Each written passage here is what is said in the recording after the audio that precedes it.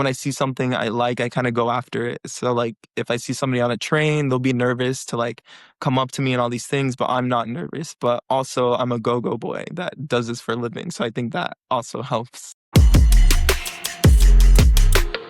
Yo, we made it to season 1.5 of Butch Queen After Dark. Not quite season 2, but we are still in the building. Now, before we get into the episode, I need y'all to help me grow this show. If you're listening on Apple or Spotify, please subscribe to the podcast. Please also rate the podcast. 5 stars, please. And if you're watching on YouTube, please subscribe to the channel, give the video a like, and comment. I want to talk to you. You know I'll be in them comments. And of course, share with your friends. You got friends, right? And if you have a question, a story, a confession, something you want me to talk about, send a listener letter to butchqueenpodcast@gmail.com. Okay, y'all ready to get nasty? Let's go. Welcome back to Butch Queen After Dark. I'm your host, David Brandon, content creator, sex educator, certified slut, on a mission to normalize freaky sex-positive conversations. And today, we have someone that I just saw running around Instagram one day, a go-go boy that is making waves up in New York City. Please welcome Zaya. What's up, guys? How are you? Good. How are you? I'm doing well. I just actually got back from a practice for ballroom. It's like my first time getting into the scene. So I am like a 007 prospect right now. So like adventuring, like going to the other, seeing what's good for me. Okay. Wait. Okay, Zaya, are you becoming a Butch Queen? Is that what's happening? Are you becoming a Butch Queen I before my think eyes? I think so. I didn't know what Butch Queen actually meant. So like Oh, okay. when I was doing it, I'm trying to go for the category sex siren because that's like Yes. my Yeah. aesthetic. And they Yeah. were like the Butch Queen category, and I was like, am I a Butch Queen? Like, Yeah. This is great. I did not expect this at all. This is great. Because so I think in defining Butch Queen, I haven't defined it in a while. But mm, in defining it, I think the original meaning of Butch Queen is a gay cisgender male that walks balls, right? That is what a Butch mm, Queen is. But that okay. definition has changed so much through the years that now people gay men that can be feminine and masculine in the same body now call themselves Butch Queens, whether they walk balls or not. But Hmm. I consider like the OG Butch Queens, the no shade, the real Butch Yeah. Queens to be the ones that are walking balls. So Mm. welcome to the club, baby. You in the club. I Okay. love it. Thank you. Thank you for welcoming me. Yes. Can I ask what house are you interested in? So the I'm so Gorson. So I modeled with the head father, and Lariah. he yeah, Lariah, and Uh-huh. he walks sex siren. And if I'm going for a category, I definitely would want the parents of the house to be like the specific category I'm going for. That's And I of course like I'm new to the scene. I don't know anything about houses. I don't know anything about anything. So I want to go like figure like maybe go to OTA, go to like these different things to understand a little bit more, but definitely looking for guidance at the moment. this is you're first of all, you're so lucky. I looking at you, it makes sense that you'd be a garçon, but it is very lucky and privileged that that would be your introduction to ballroom because they know exactly what they're doing. Mhm. Oddly enough, I've probably interviewed maybe 4 or 5 other garçons before you, which Really? is Mhm. yeah, and I don't pick them as garçons. I'm just like, oh, you're a garçon. Yeah, I Lariah was one of my first interviews way back when. I interviewed Mm. Stasha, the godmother of the house, one of the founding members of the house. Um, Mhm. a couple weeks ago. Milan Garcon I've interviewed. Just a lot of garçons that helped this show. So you, like I said, you're in the right place. You're definitely I in the love right place. that. It's Yeah. the universe. It's bringing it all together. Yes. And Sex Siren. So uh, let's talk about sex. Yes. What was your sexual awakening? My sexual awakening, oh, wow. I don't know, it was just a feeling, like, I feel like I always had a masculine energy to me, sorry, I always had a masculine energy to me ever since I was young, like, I was in, football, boxing, so, like, that stereotypical masculine little boy, that was me, but consider myself fluid, but was so always an electricity when I thought of guys or, like, interacted with men. There's, like, a passion that I felt with men that I didn't necessarily feel with women all the time. Mm, So, I think my sexual awakening, I don't know if I remember specifically, but I was always that boy in school trying to experiment with other boys Mm. and like so I've been sexually active from like as long as I can remember, honestly, always wanting to experiment, always wanted to play around. So it's definitely interesting to think about it, like my history of it. Yeah, yeah. How old are you, if you don't mind me asking? I'm 26. 26. Okay. Oh, it's Yeah. great. Great age. 26, you know, prime. It's amazing. And No, not okay, the so fucking prime. It's going up. I'm gonna be 40 and still be a bad bitch. as you should. Now, like, look, you're in your prime. I didn't say it had to end. Okay. Yeah. I don't say it had to end. But Yeah. I also feel like I'm 42, right? And like as I've Wow. aged, there have been different primes. Like I remember Mm. 24, 25, 26. It was like, oh my God, like who am I? Like I'm eating Mm. these girls up. Like I'm just eating it, right? And Yeah. then maybe like 27 to 30, like things slowed down. And then 31, I was Mm. a bad bitch again. Like I was eating it again. So I don't know. I think Mm. you have multiple peaks and valleys. I mean, I guess everyone does as a human. Yeah. And yeah, The or it seasons. doesn't have to end. It doesn't have to end at all. Seasons, I exactly, yeah, I exactly. agree. Exactly. Okay. Now, what is the freakiest thing you've ever done? The freakiest thing I've ever done. So I do consider myself an ethical slut. I was in Brooklyn. I was walking. I found the actual book called Ethical Slut. Yeah. It's about like polyamory, open relationships, and that opened my view towards so much because I'm originally from Miami and I didn't know how unopened I was until I moved to New York. And Mm, like just going here and seeing all the different cultures, all the different categories of queerness is beautiful. And the freakiest thing I think I've ever done, I don't know, I've tried so many things, like, I've tried, like, when I had exes, like, if somebody would pee on me, like, feet, outside things, like, I've sucked my ex's dick on a train, so I don't know if that, like, yeah, if yeah. it's considered. Um, I've never been in an orgy. Mm, The most I've ever had was, like, a threesome or foursome, but I'm very open to exploring, very open to life, these things. But there are some things I still haven't tried that I do wanna try. yeah. I mean that, and we're going to get into those, but what you said, I think, is very freaky, right? You talked about public sex, you talked about piss play, feet, right? These are not the vanilla things that everyday people think about. And yeah, and they're pretty freaky. And you're looking to do more, right? So, You know? um, uh, take me back to that time where somebody peed on you. You said that was your ex? Yeah, so for me, it was an interesting experience. So, like, I think he had more pleasure in it than I did because he was a bottom.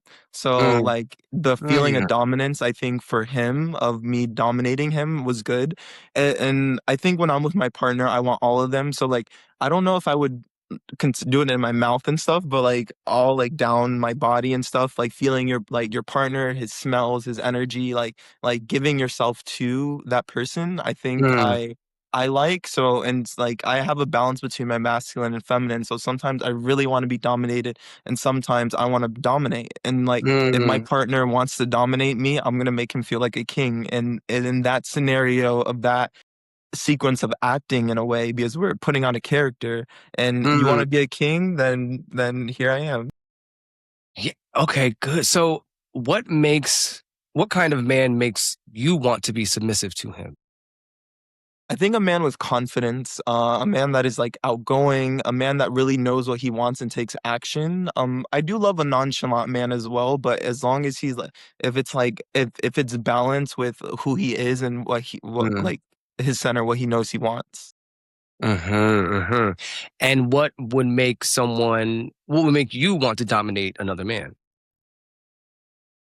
I think a certain level of femininity and also submissiveness. Mm, I'm who I am is a great deal of balance between the masculine and feminine worlds, and a person that understands that energy within their energy field lets me allow to tap into it because it's always an ebb and a flow. So I don't believe anyone is masculine or feminine. So if you allow yourself to mm. experience both energies, naturally there will be a dominance. Naturally there will be a submission.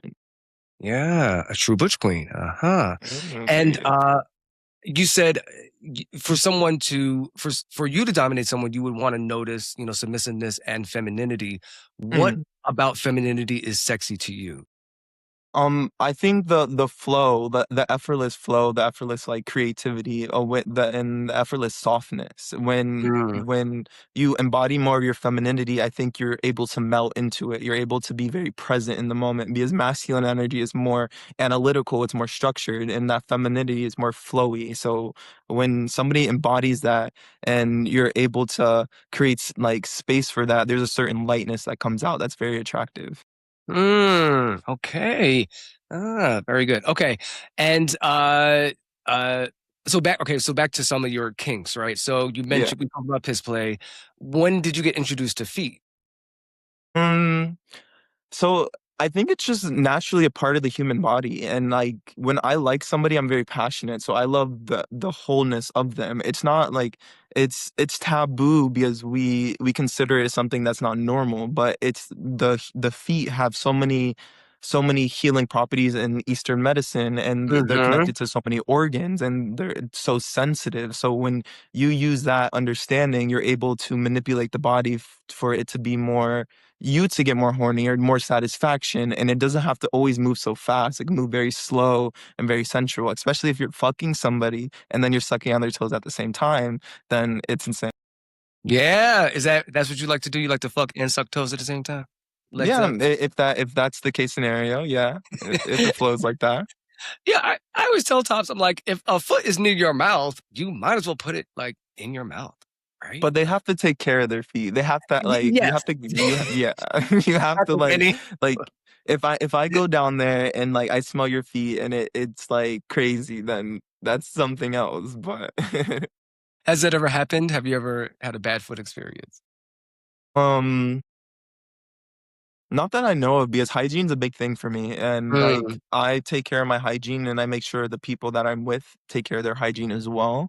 Of mm, course, like, I've had, like, random hookup scenarios, one night stands, and I think you, like, suss it out.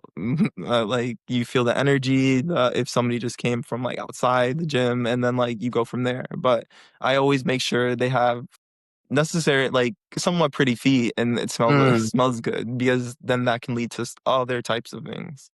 Yeah, yeah. I mean, you spoke about exploring the whole body, right? And Mhm, kind of like, I mean, the way you speak about sex is very artsy, like exploring like the canvas of the body, you know what I'm saying, mhm. head to toe.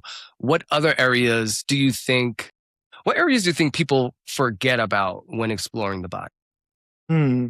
I think there's sensitive areas all over the body, like trigger point places. So like the I haven't necessarily explored it myself, but you asked me this question, like the armpits, Mm, like the certain like behind the knees. There's like mhm. there's softer skin, your neck. There's softer like places that you can go and explore. And I think sex should be like a playground. It shouldn't be so serious. You should be like your inner Yeah, child out and you guys to explore each other, the different feelings, the different effects, and embody certain different energies. So you're just playing around naturally. that's right. That's right. As you were speaking, I thought of two things that have happened to me, and I've never thought about these two things together before. You brought this out of me.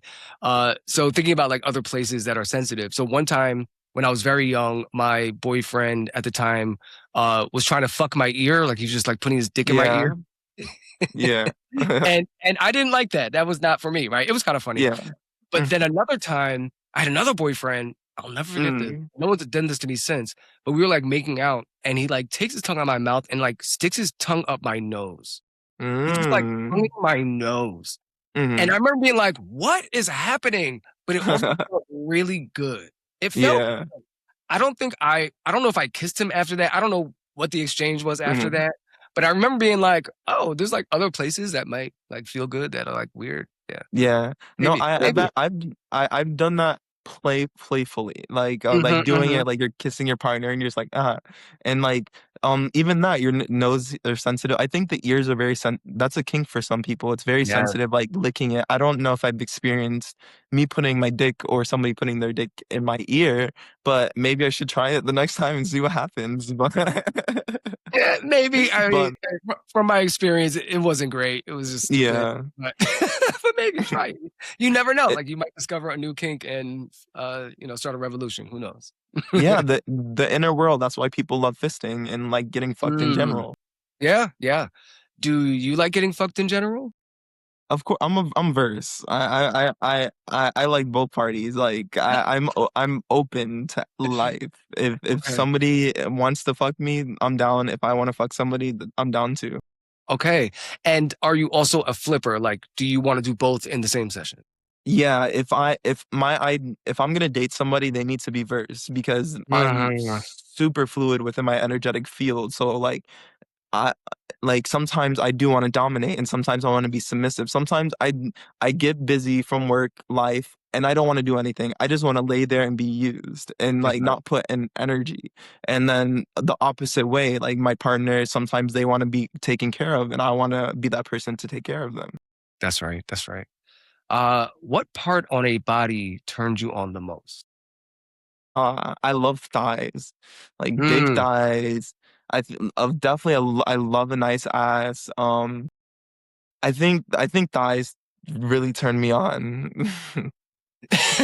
It sounds like it. Yeah. What you be doing to them thighs? Of course, licking them, kissing them. We have nerve endings everywhere. So like when you truly learn to slow down and become more passionate and really feel that person's energy, like it can be also a very healing thing and like Mhm. so many levels to it. Yeah. What's a kink or fetish you might have tried but you did not like? There's nothing I haven't tried that I wasn't just like, oh,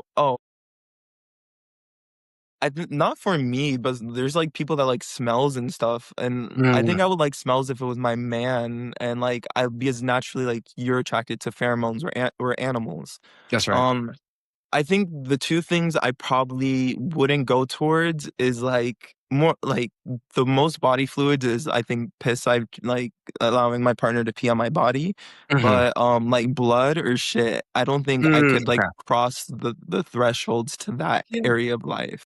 and that's But okay. and I but and I love no, we're not kink shaming. I love whoever wants to do that. Yeah, But yeah, from yeah. from my preference in life, I think it's like whoa. Yeah, yeah. I think I love that you said that, and I love that you prefaced it that way. And a lot of people do. They come on the show and they're like, I don't want to kink shame, but I also think like part of like kink positivity is setting your boundaries and being like, this is something I'm not going to do, and it Yeah. has nothing to do with you. You can do it, Mhm, that's fine, but like I ain't doing that shit. Literally, I mhm. ain't doing that shit or blood, Yeah. right? No pun intended. Yeah, no pun intended. Yeah. Um, Okay, so what turns you off about a sexual situation besides hygiene? Because we kind of talked. Oh, I think I That's think number that's the one. biggest thing is first the hygiene, like bad breath, is hygiene. Other things that turn me off, maybe like when somebody's not in tune with your energy and like they're Mm, moving too fast, they're moving towards the ending to bust a nut too fast. And I think mhm, you can really understand when a person is pleasuring you and you're pleasuring each other or when they're trying to pleasure themselves. And there's mm, like a certain selfishness that takes away from the experience, the presentness of it all. Because I think sex and intimacy and all these things is about the journey to the destination. And sometimes there even isn't a destination because some people practice semen retention in these things. So yeah, it's like yeah, tantric, it's about the journey. yeah. I tell people all the time, like coming should be the cherry on top. Yeah. Coming does not need to be the destination. Like Mhm. if that's your destination, you're gonna miss the whole ride. You're gonna miss the Yeah, whole literally. ride, and the ride could be Mhm. so great. And coming Mhm. only lasts about 30 seconds. And it's like Mhm. you wasted, 10 minutes to 2 hours just for that 5 seconds. You should be enjoying the ride, Mhm. you know? Yeah, I think so. I think so. It's a buildup of energy because sexual energy, this is life force energy, is creative energy. So when you learn to cultivate it instead of just push it out, you're like you kind of unblock everything. Because sometimes Mm. when you come, you can either feel so drained by somebody and like so tired after, or you can feel like so inspired and so creative. So like when you learn to enjoy the journey, you can cultivate that creative energy a lot more. Hmm. You talk a lot about energy. What kind of energy do you need to be in before, during, and after a sexual situation? Grounded. I think you need to be grounded within yourself to order to even pleasure another. You need to be in your own energy field to feel your energy and what feels good to you and what feels good to another. And I speak in energy, I think in energy because I'm very spiritual and I like that realm of thought. So this Mm, is why like I'm always saying things about energy. yeah. Yeah. What roles does spirituality have in sex? I think sex is spirituality. I think everything is an ebb and a flow to life. I think when you think of it in layers, life is sex. Life is in and out, constantly stopping and going. So Mm, when you tune back into that energy, you can become very present, and sex can be very healing when you connect with two souls. When there's a person that really cares and loves you, and sexual energy can be so healing. So when you cultivate that with another, it can be a transcending experience without it being such a physical experience. And I talk about a lot of my reels about like um having like one night stands and all these things because you can have a one night stand and it can be transcending, and it doesn't have to be a 3-year relationship as long as you're very present with that person and you're able to be vulnerable and open. And those moments you are together, time stops and it feels like you're together for like a week in those couple of hours. yes, yes, yes. I had like 6 follow-up questions and you answered them all just now. Wow. That was great. That was great. That was great. Because I wanted to talk about like most people feel like you can only have those connections with romantic partners, with long-term people, right? Hmm. But I think what you just stated, you can have that connection in 3 seconds with someone you met in an alley if you want. Like, Hmm. if you want. Do you think it's important to keep that spiritual energy even for hookups? I For me personally, I think so. I think I'm naturally energetically an open person. And when you are open, you naturally allow others to be open because you're creating a vulnerable space for another to allow to create that space and open up. And as soon as you create that space for someone, their energy is able to move a lot more into flow, Mm, and a lot of our energy is stagnated sometimes. And I think sex, why people love it so much, is because it moves the stagnation throughout your body, and you're able to be a lot more clear, a lot more present afterwards. So that's right. I definitely think in those moments you can have such beautiful experiences. Yeah, yeah. Now you spoke about opening up. What Mm. opens you up? What gets you wet? This interview's all Oh, over the place. I love it. It It's should be. going spirit. It's going up and it's going down. Well, like, go back to a grounded level of life. Um, I think first, like, of course, physically, somebody that I do love, somebody that works out, somebody that's fit. A thickness has been a new level of new opening of my life, like thicker boys now Mhm, for like more a little more cushion. mhm, But I think like that physically, but something that stimulates my mind a little bit, mm, just like emotionally, or we don't have to go so deep, but at least let there be a little banter, like season me and sauce me up a little bit first. Season me and sauce me up. That's so good. That belongs on a t-shirt. Um, what are you a flirt? And if so, what kind of flirt are you? I think I'm a big flirt. I think one characteristic I get all the time is sweet. I think I'm very sweet. Like naturally I think I exude a positive energy. So I kind of roll with like I think my inner child is like always there too. So I think depending on the individual, they'll get like different versions of me. But Mm, I think I'm pretty direct, and I think I'm direct, and when I see something I like, I kind of go after it. So like if I see somebody on a train, they'll be nervous to like come up to me and all these things, but I'm not nervous. But also I'm a go-go boy that does this for a living. So I think that also helps. yeah, yeah, I mean, to be a go-go boy, you have to be tantalizing, right? And you have to kind of Hmm. invite people in. What does that conversation look like? You see somebody you like on the train, what do you go up to Hmm. them and say? Yeah, I go up there. I'm just like, "What's your name? How are you?" Then I think like, "Where you going?" Starting the basic questions like, Mhm, "Oh, like, where you going? What are you doing?" And then I think you're cute. Can I have? It's mostly I think you're cute. Can I have an Instagram? And depending on if the conversation starts to go deeper, because on your mind first you're like, "Oh, this person's cute. I want to jump his bones. And then Mhm. depending on the connection in your conversation, it can lead to more things like, oh, this can be a deeper connection if the banter's there. Like physically, he's sexy. I love him, but is he sexy on an intellectual level or an emotional level? So Mm. like finding that, and then you develop where you go from there. That's right. That's right. And so that's really interesting to me because you would consider yourself Gen Z, right? Are you Gen Z? Is that what you are? I Are you the next honestly one? don't know the term. I'm 26, so I don't know. I don't know, Are you honestly. alpha? Are you I'm no, not a millennial, no. you're So I think, definitely not a oh no, millennial. I am Gen Z because an alpha I Yeah, think is a new one. that's I the new think, one. yeah. I think they're like 14, right? Okay. Yeah. Right, okay, right. Yeah, y'all about to be the old one too. So Yeah. I remember when millennials were the new one. I was like, oh Yeah. shit. They moved us out. I was like, oh wow. I guess That's things crazy. keep Yeah. happening. I guess time keeps moving. Um, but but I brought this up because a lot of folks that are Gen Z, from my experience, tell me, what I'm saying, they have trouble like cruising, I guess, in person or like just talking to Mm, people, talking to guys in person. yeah. What advice would you give to people, to folks your age that are afraid to do that because a lot of them don't have to because they've had to use their phone? Yeah, I think there's a lot of social anxiety now. So I don't drink, I don't do any substances, so I think that helps me. A lot of people they Mm, need that liquid courage in order to get out there, but I think when you realize like people honestly don't care as much as you think, because I think it's always a projection of us thinking of how somebody else is going to perceive us.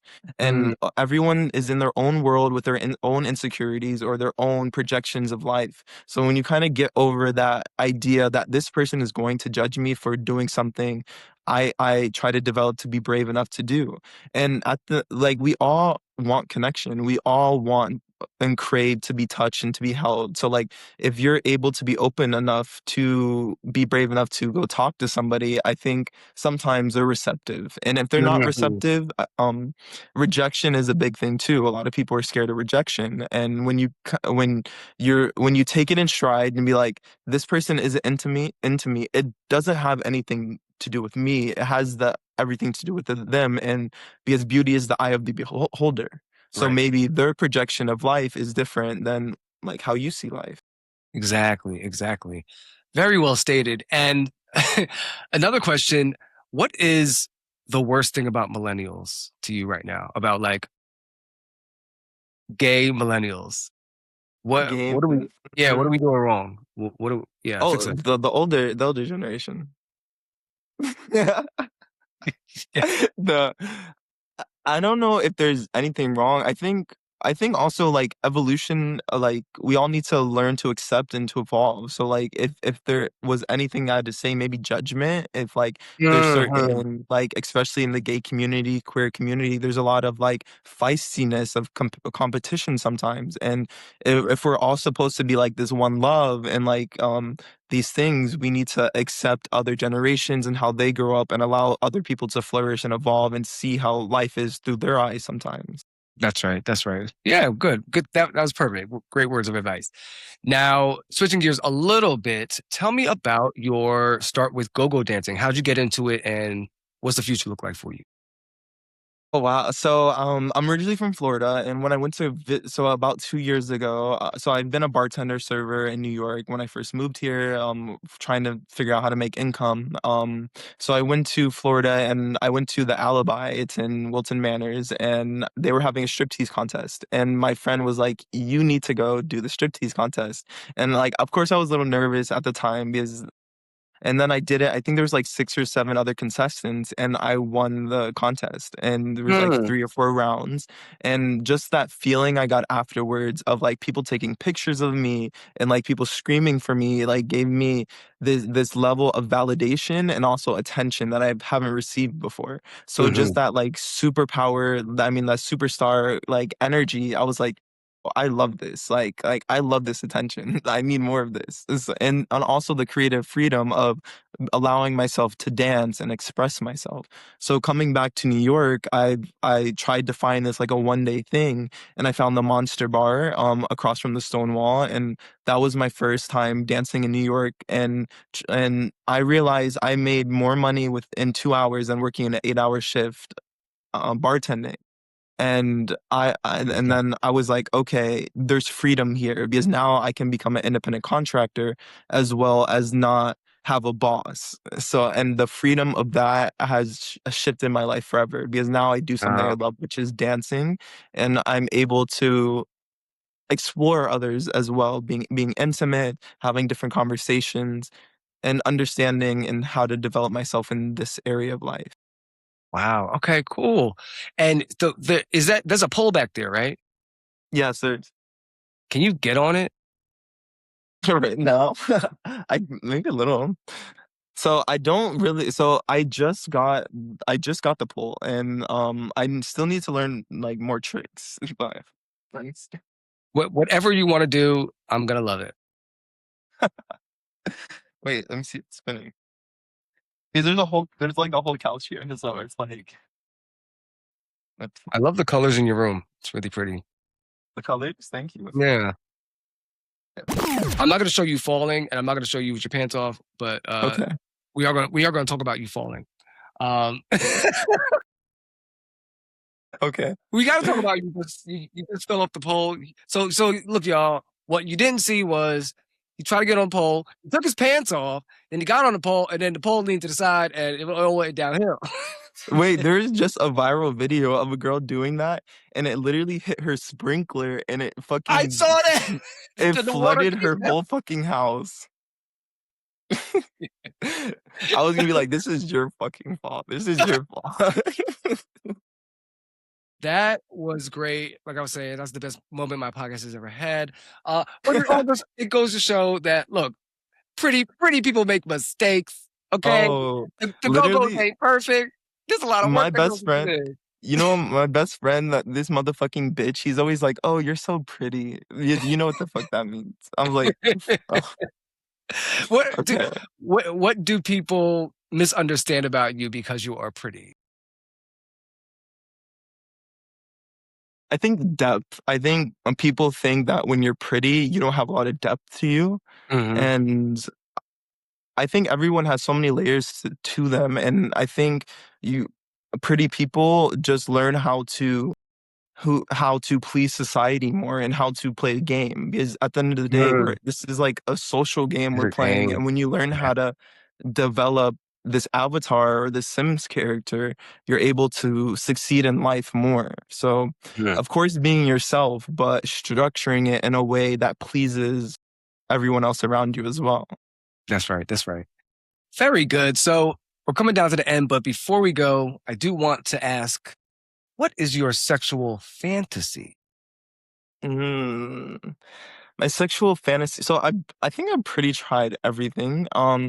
I think being tied up, that's the only thing I think I have not tried. And I need to feel safe around somebody in order to do that. So like if I find a person that I feel safe enough to be so submissive that you can use me, I think Mhm. like that's cool. Like when people get I forget, do you know the name of it? When it's like really pretty knots and they get like tied up and like really Yeah, fun.